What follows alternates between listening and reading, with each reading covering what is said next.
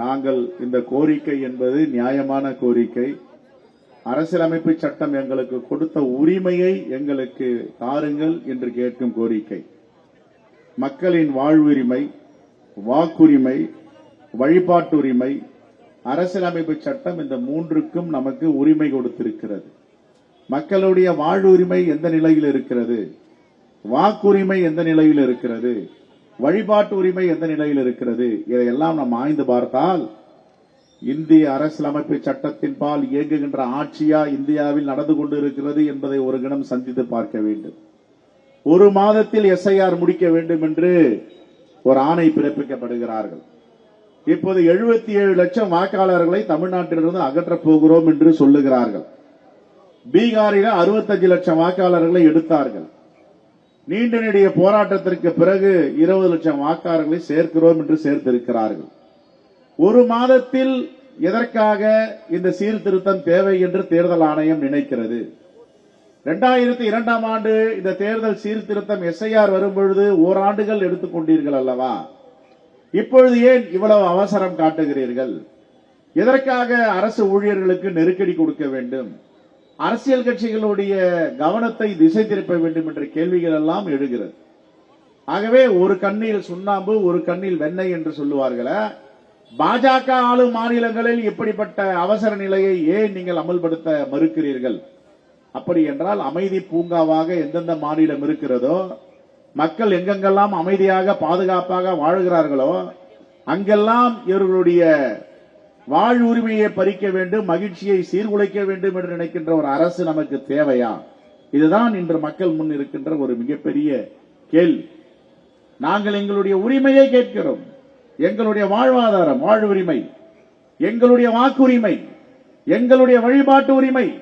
எல்லோரும் பேசினார்கள். அயோத்தியில் என்ன நடந்தது? உச்சநீதிமன்றத்தில் மனு கொடுக்கிறார்கள், ஒரு அரசு கொடுக்கிறது. எந்தவித சங்கடமும் வராமல், எந்தவித கலவரமும் இல்லாமல் எங்களுடைய வழிபாட்டு உரிமையை நாங்கள் வழிபடுவதற்கு அனுமதி தாருங்கள் என்று உச்சநீதிமன்றமும் நம்பியது, ஒன்றிய அரசு நம்பியது. ஆனால் பாதகர்கள் என்ன செய்தார்கள்? பாபர் மசூதியை இடித்தார்கள். எதற்காக டிசம்பர் 6ஆம் தேதி குறிவைக்க வேண்டும்? 5ஆம் தேதி இடித்திருக்கலாம், அல்லது 7ஆம் தேதி இடித்திருக்கலாம். 6ஆம் தேதி என்றால் ஒரு கல்லில் 2 மாங்காய் அடிக்க வேண்டும். சிறுபான்மை மக்களையும் அவமானப்படுத்த வேண்டும், எதிர்க்க வேண்டும். அதே நேரத்தில் புரட்சியாளர் அம்பேத்கருக்கு நினைவு தினம் இந்தியா முழுவதும் நடந்து கொண்டிருக்கிறது. எல்லோரும் அனுஷ்டிக்கிறார்கள். இங்க பார்த்தாலும் சாலைகளை அம்பேத்கருடைய படத்தை வைத்து மலர் வளையம் வைக்கிறார்கள், மரியாதை செலுத்துகிறார்கள். அதையும் சீர்குலைக்க வேண்டும் என்று ஒரு கல்லில் 2 மாங்காய் என்ற அடிப்படையில் 2 திட்டங்களையும் போட்டு ஒரே நேரத்தில் அமல்படுத்தி இன்று நாடு முழுவதும் காவல்துறை பரிசோதனை, யாரும் நிம்மதியாக நடமாட முடியாது, எச்சரிக்கையோடு செல்லுங்கள் என்று சொல்லுகிறார்களே, என்ன காரணம்?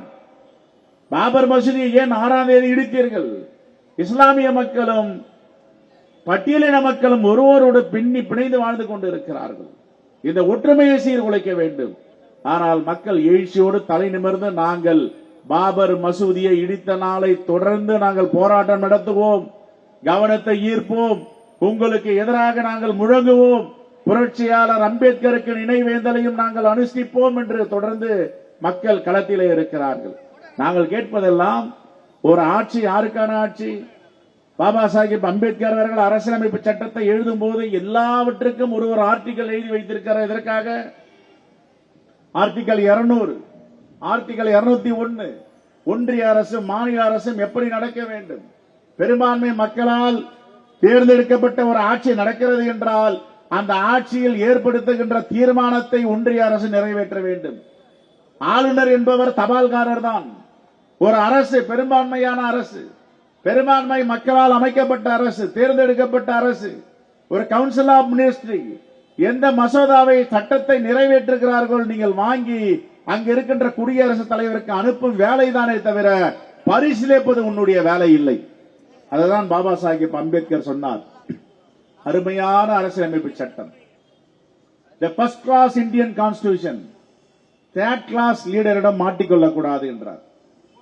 எத்தனை ஆண்டுகளுக்கு முன்பு அவர் செய்த வார்த்தைகள், சொன்ன வார்த்தைகள்.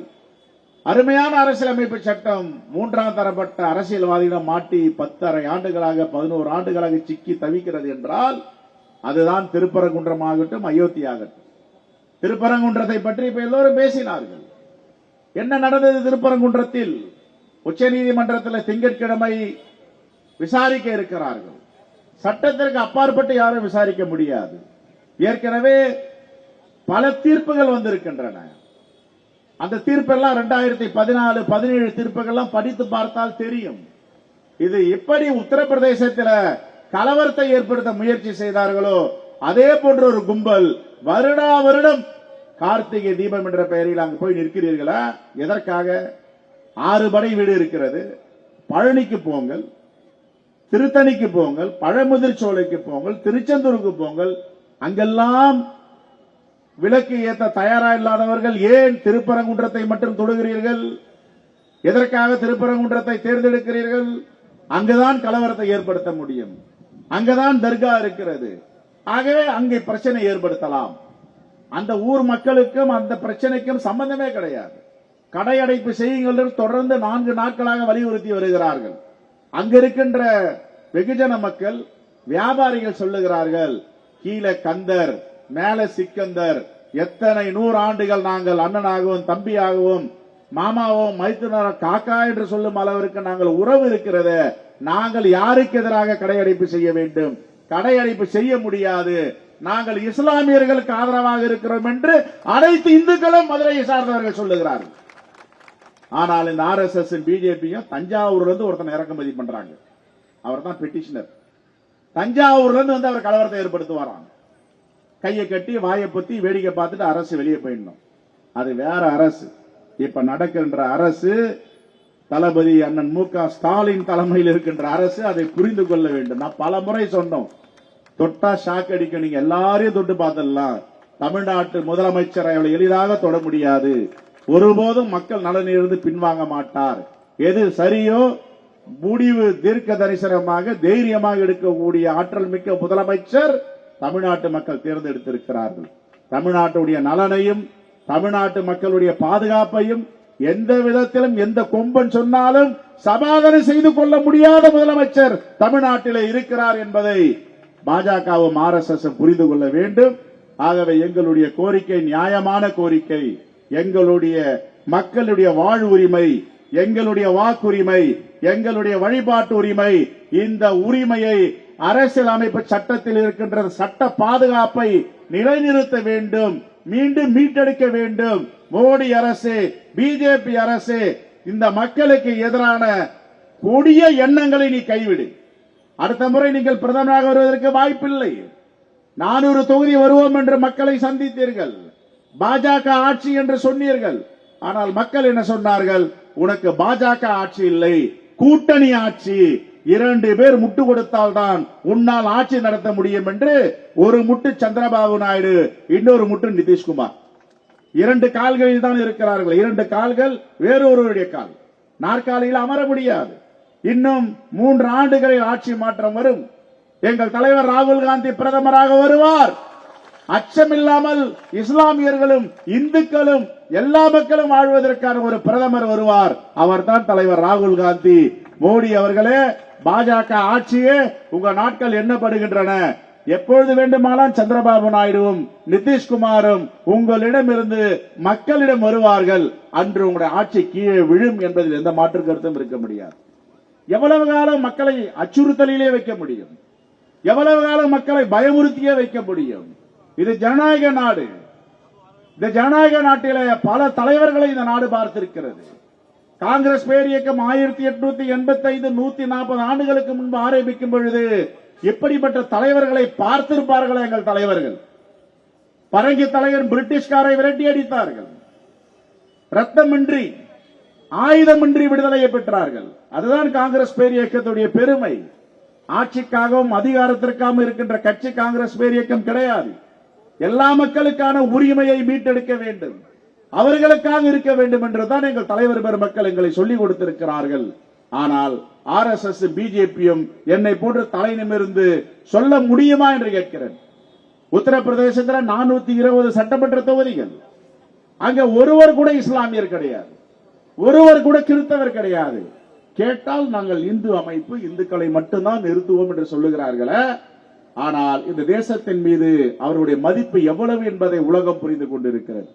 ஆகவே நம்முடைய தமிழ்நாடு முஸ்லிம் முன்னேற்ற கழகம் வைத்திருக்கின்ற கோரிக்கையை ஏற்று அரசியலமைப்பு சட்டத்தை பாதுகாப்போம், மக்களுடைய உரிமைகளை பாதுகாப்போம். என்றென்றும் காங்கிரஸ் பேரியக்கம் உங்களோடு சேர்ந்து நம்முடைய உரிமைகளுக்காக போராடும் என்று சொல்லி விடைபெறுகிறேன். நன்றி, வணக்கம், ஜெய்ஹிந்த்.